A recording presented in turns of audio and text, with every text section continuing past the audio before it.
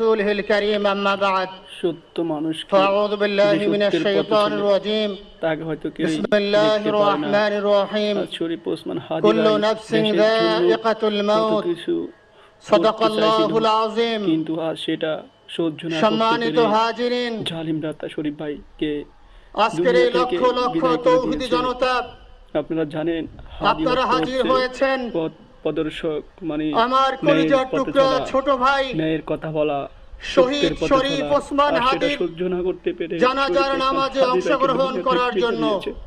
আপনারা সবাই সম্মানিত হাজিরিন, আপনারা জানেন যেন তার কবরটা যেন শরীফ জান্নাতে শহীদ ওসমান হাদি শহীদ মৃত্যু হিসেবে দান করেন, তিনি যেন তার কবরকে স্বাধীনতার সার্বভৌমত্ব রক্ষার জন্য জান্নাত হিসেবে কবুল করে নেন।